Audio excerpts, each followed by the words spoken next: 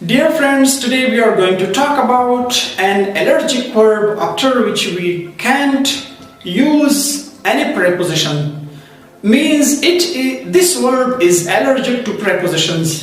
अरे दोस्तों, आज हम एक ऐसे वर्ब के बारे में बात करेंगे, एक ऐसा वर्ब आप लोगों को बताऊंगा जिसके बाद हम prepositions का इस्तेमाल नहीं कर सकते हैं। आपको पता होगा या पता नहीं होगा, लेकिन मैं आप लोगों को जरूर बता दूंगा। वो वर्ब कौन सा वर्ब है? वो वर्ब हमारे पास है रीच। रीच के डायरेक्ट बाद हम प्रीपोजिशन का इस्तेमाल नहीं कर सकते हैं। मिसाल के तौर पर अगर आपने कहा इस तरह, तो ये गलत है। आई रीच्ड टू स्टेशन, मैं स्टेशन पहुंचा, तो ये गलत है। अगर आपने कहा कि आई रीच्ड स्टेशन, तो ये बिल्कुल सही है। या आई रीच्ड बाजार, तो सही है। अगर आपने कहा कि आई रीच्ड टू बाजार, तो ये बिल्कुल हमारे पास क्या है? ये बिल्कुल गलत है। हम इसका इस्तेमाल इस तरह नहीं कर सकते हैं। उम्मीद है कि आपको समझ में आया होगा। Dear friends, today we are going to talk about